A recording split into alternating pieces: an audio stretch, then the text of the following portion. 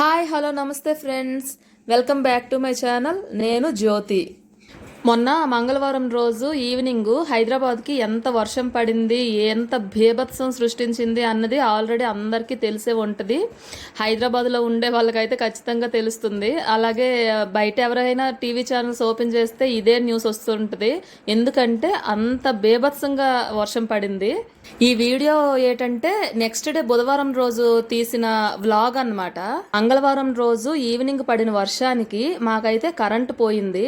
మళ్ళీ ఎన్ని గంటలకు కరెంట్ వచ్చింది, అసలు వచ్చిందా రాలేదా, అసలు కరెంట్ లేకుండా ఇంటర్నెట్ లేకుండా మేము ఎంతసేపు ఉండగలిగినాము ఏంటి అన్నది, ఎలా ఉండగలిగాము అన్నది కూడా ఈ వీడియోలో చూపించాలి అనుకుంటున్నాను.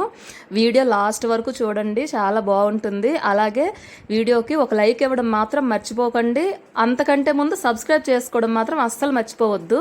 ఇంకా మంగళవారం రోజు ఈవినింగ్ అయితే ఒడుగులు వాన పడిందండి. చాలా భయం వేసింది. మావైతే పీవీసీ గ్లాస్ డోర్స్ అనమాట, విండోస్కి తర్వాత బాల్కనీకి మావి పీవీసీ డోర్లు ఇచ్చారు. వర్షం పడినంత సేపు కూడా ఆ గాలికి ఆ పీవీసీ డోర్లు ఎక్కడ పడిపోతాయో అనేసి పట్టుకొనే ఉన్నాము. ఈ లోపలికి ఫుల్గా వాటర్ వచ్చింది. బెడ్రూమ్ మొత్తం చెరువు అయిపోయిందండి. అంత వాటర్ వస్తాయి అనమాట. ఒక చేట పట్టుకొని వాటర్ అంతా బయటికి తోస్తున్నాను. ఈ వీడియో మంగళవారం సాయంత్రం తీసింది, వర్షం పడినప్పుడు. అసలు ఆ వాటర్ ఎంత చేటతో తోసినా వెళ్ళట్లేదు. ఇలా కాదని చెప్పి చిరాకు వచ్చి పెద్ద బెడ్షీట్ తీసేసి ఇంకా ఇల్లంతా తుడిచేసి బకెట్లో పిండేశాను. అలా చేస్తేనే తొందరగా ఇల్లు ఆరింది.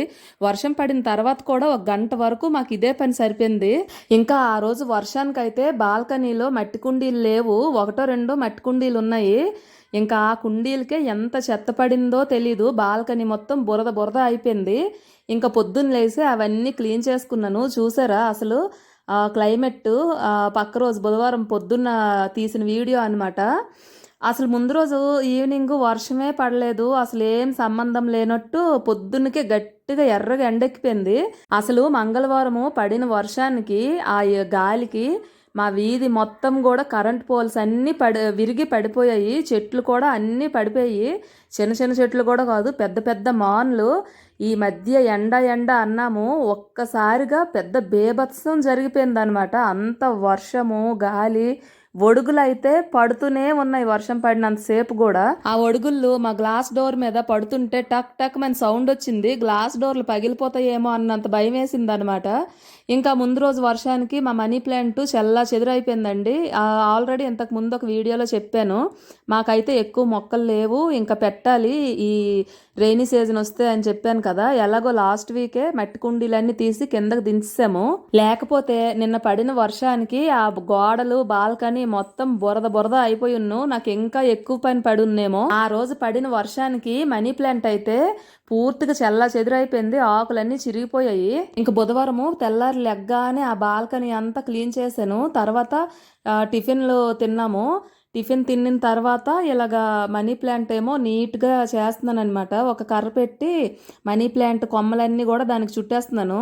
కొమ్మలన్నీ కర్ర చుట్టూ చుట్టేసి దారాలతోటి కట్టేస్తే కొంచెం గాలి వేసినా ఏం చేసినా ఇంకా ఇంతగా పాడైపోదు కదా మొక్క. అందుకే ఆ మనీ ప్లాంట్ని మొత్తం కొమ్మలు తీసి ఆ కర్ర పెట్టి దానికి చుట్టేసి దారంతోటి తాడుతోటి కట్టేస్తున్నాను అనమాట. పురతాలు ఉంటాయి కదా, ఆ పురతాడుతోటి కట్టేస్తే నీట్గా పెరుగుతుంది. నాకు మొక్కలు పెంచడం అంటే చాలా ఇష్టము. ఉన్న 2 మొక్కలైనా సరే బాగా హెల్దీగా పెరిగితే ఓకే, కానీ అవి కొంచెము వాడిపోయిన మొక్కలు కొన్నిసార్లు చచ్చిపోతాయి కదా, అలాంటప్పుడు చాలా బాధ అనిపిస్తుంది. మొక్కలు తెచ్చుకున్నానంటే వాటికైతే పిల్లల్ని చూసినట్టే చూస్తాను. ఇంతకు ముందు పెట్టిన మొక్కలు కూడా కరోనాలో మేము ఊరెళ్ళిపోవడం వల్ల చచ్చిపోయాయి. అందుకని చెప్పి మళ్ళీ మేము ఊరెళ్ళి ఉండిపోవాల్సి వస్తే ఆ మొక్కలు పోతాయి అని చెప్పి మళ్ళీ మొక్కలే పెట్టలేదండి. కానీ ఈసారి మాత్రము రెయినీ సీజన్ వస్తే ఫుల్గా మొక్కలు పెడదాం అనుకుంటున్నాను. బాల్కనీలో మొక్కలు కానీ లేకపోతే ఇంట్లో పెంచుకునే ఇండోర్ ప్లాంట్స్ అయినా పచ్చగా కలకల్లాడుతుంటే మనసుకి ఎంత ప్రశాంతంగా ఉంటుందో కదా.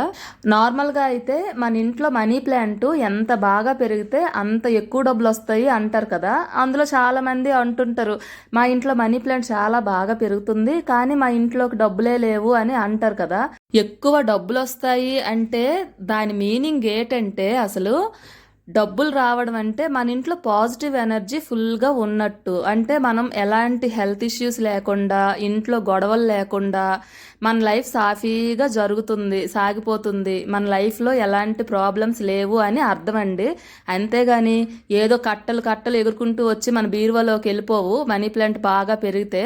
అసలు మన హెల్త్ బాగుంది అంటేనే మనకి 1,00,000-2,00,000 మన బీరువాలో మన అకౌంట్లో ఉన్నట్టండి. ఎందుకంటే అసలు హెల్త్ ఇష్యూస్, చిన్న హెల్త్ ఇష్యూ వచ్చినా ఇవాళ రేపు లక్షల్లోనే ఖర్చు అవుతుంది. అలాగనమాట. మనీ ప్లాంట్ బాగా ఉంటే మన ఇంట్లో పాజిటివ్ ఎనర్జీ ఉంది. తర్వాత మనకి ఎలాంటి ప్రాబ్లమ్స్ లేవు, హెల్త్ ప్రాబ్లమ్స్ లేవు అంటే మన అకౌంట్లో డబ్బులు ఉన్నట్టే. సో మనీ ప్లాంట్ ఉంటే డబ్బులు ఉన్నట్టే అని అందుకు అంటారనమాట. అది రీజన్. ఏదో నాకు తెలిసినంతలో చెప్పానండి. అసలు ఈ విషయము నేను ఎక్కడ చదివింది కాదు, ఎక్కడ చూసింది కాదు, నా ఓన్ ఎక్స్పీరియన్స్ బట్టి చెప్పాను. ఇంకా దీనికి వేరే రీజన్స్ ఏవైనా మీకు నిజంగా తెలుసుంటే కామెంట్ బాక్స్లో కామెంట్ చేయండి. మనీ ప్లాంట్ నీట్గా తాళ్ళతోటి కట్టేసి సర్దేసిన తర్వాత మా ఫ్రెండ్స్ క్యారమ్స్ ఆడుతున్నారు మా ఇంటి ముందు. ఇంకా నేను కూడా చేసింది ఏముందని చెప్పి కూర్చొని ఆడుతున్నాను అనమాట. మంగళవారం రోజు సాయంత్రం కరెంట్ పోయింది. ఇంకా పక్క రోజు బుధవారం నైట్ వరకు కరెంట్ రాలేదండి. అసలు దీనికి తోడు జనరేటర్ కూడా పనిచేయట్లేదు. జనరేటర్ పనిచేసిన ఇంట్లో ఒక లైటు, ఫ్యాన్ కనెక్షన్ ఉన్నాయి, అలాగైనా బాగున్ను. అసలు జనరేటర్ కూడా పాడైపోయింది.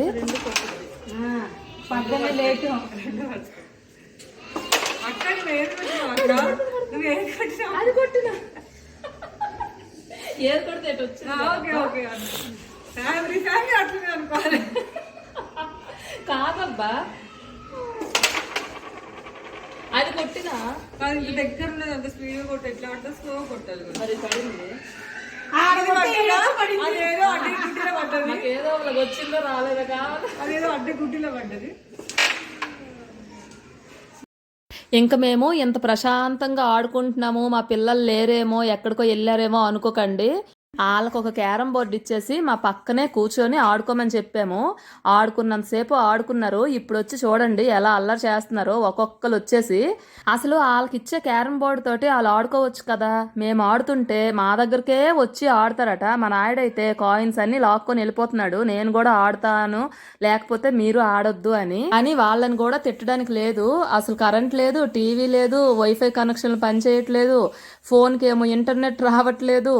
అస్సలు మా పరిస్థితి ఎలా అయిపోయిందంటే, శతమానం భవతి సినిమాలో శర్వానంద్ గారు ఆ ఫ్యామిలీ మెంబర్స్ అందరూ ఒక దగ్గర గెట్ టుగెదర్ అవ్వట్లేదని చెప్పి జయసుధ బాధపడితే current connection, internet connection, cable connection అన్నీ తీసి పడేస్తాడు కదా, అలా అయిపోయింది మా పరిస్థితి. ఇంట్లో పవర్ కట్ ఉంది కదా, ఇంకా ఆఫీస్ వర్కులు కూడా చేసుకోవడానికి అవ్వదు అని చెప్పేసి వాళ్ళ హస్బెండ్స్, మా హస్బెండ్ అందరూ ఆఫీసులకు వెళ్ళిపోయారు పొద్దున్నే. అయితే కొంచెం సేపు క్యారమ్స్ ఆడిన తర్వాత మా ఫ్రెండ్స్ అన్నారనమాట, ఇంకా ఆడడం సరిపోద్ది, మధ్యాహ్నము లంచ్కి వంట చేసుకోవాలి కదా అని. అయితే ఎవరింట్లో వాళ్ళు చేసుకోవడం ఎందుకు, అందరం కలిసి ఒక దగ్గర చేసుకుందామని నేను చెప్పాను అనమాట. అయితే మా ఫ్రెండ్ అన్నది, మా ఇంట్లో వంట చేసుకుందాం, మీ కిచెన్లో కొంచెం చీకటి కదా, మా కిచెన్లో అయితే ఫుల్ లైటింగ్ వస్తుంది అని చెప్పి వాళ్ళ ఇంట్లో వంట చేసుకుందాం అనుకున్నాము. అందుకని చెప్పి చికెన్ తెప్పించాము, 2 కిలోల చికెను.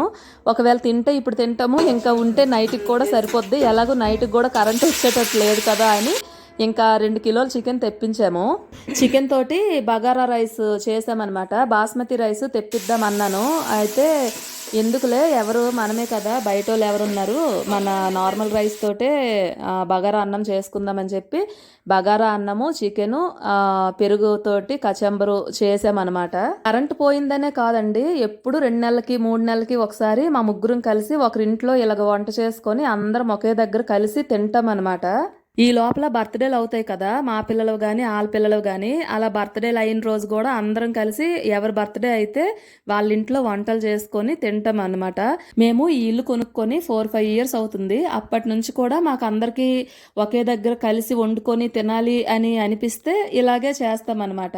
ఒక్కొక్కసారి అంటుంటాం కదా, లైఫ్ పార్ట్నర్స్నైనా ఫ్రెండ్స్నైనా దేవుడు ఎలాంటి వాళ్ళకి అలాంటి వాళ్ళనే సెట్ చేస్తాడు అని. అది మాత్రం మా ముగ్గురు విషయంలో నిజమండి. అలాగని మా ముగ్గురు మైండ్ సెట్ ఒకటే అంటే అది కూడా కాదు. ఎవరి ఇష్టాలు వాళ్ళవి, ఎవరి పద్ధతులు వాళ్ళవి. ముగ్గురము ఒకేలాంటి లైఫ్ స్టైల్ కాదు.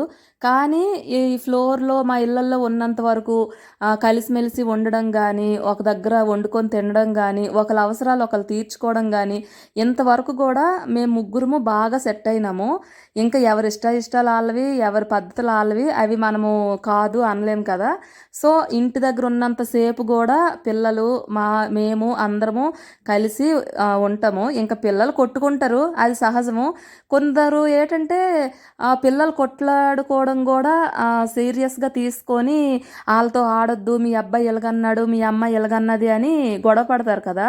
ఒకవేళ మా పిల్లలు దెబ్బలాడుకున్నా కొట్లాడుకున్నా చక్కగా అలా తీసుకొచ్చి లోపల పెట్టేసి డోర్ వేసేసి బయటికి పంపించము. ఒక పూటంతా అలాగే లోపలే ఉంచేస్తాము.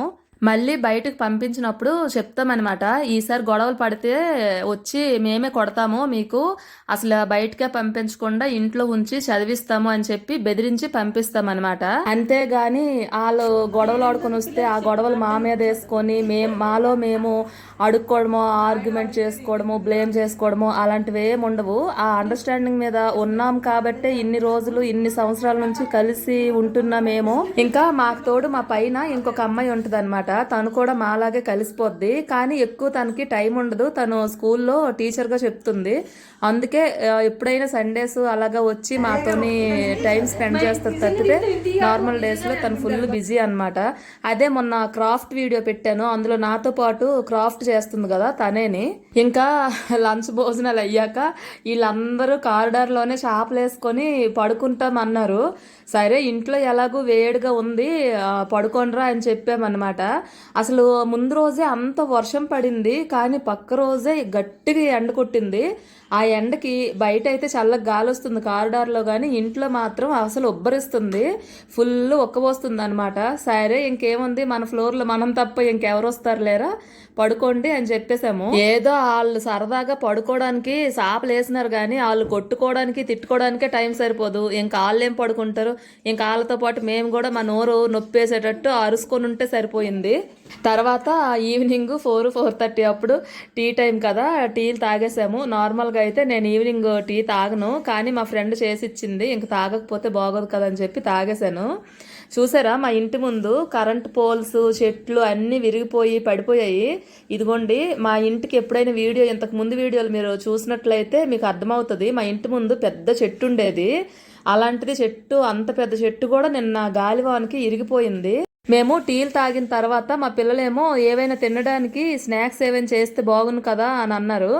సరే మేము కూడా ఖాళీగా ఉన్నాంలే అని చెప్పి నేనే ఆనియన్ పకోడా చేశాను. అది అందరం తింటున్నాం అనమాట. ఈ వీడియో ఎవరు తీస్తున్నారంటే మా ఫ్లోర్లో 4 ఇళ్ళు ఉంటాయని చెప్పాను కదా, మేము ముగ్గురము, ఇంకొక ఇంట్లో ఇంకో అమ్మాయి ఉంటుంది, ఆ అమ్మాయి తీస్తుంది. తను ఎక్కువగా బయటికి రాదనమాట, జాబ్ ట్రయల్స్లో ఉంది, డిఎస్సికి కోసము ప్రిపేర్ అవుతుంది. అందుకే తను ఎక్కువగా బయటకు రాదు. అప్పుడు మాకు వీడియో తీయడానికి కోసమని వచ్చిందనమాట. ఇంకా బుధవారం రోజు ఇలాగే టైం గడిచిపోయిందండి. కరెంట్ ఏమో రాత్రి 12కి వచ్చింది. ఈ వీడియో మీకు నచ్చిందని అనుకుంటున్నాను. నచ్చితే ఒక లైక్ చేయండి, అలాగే నా ఛానల్ని సబ్స్క్రైబ్ చేసుకోండి ఫ్రెండ్స్. బాయ్.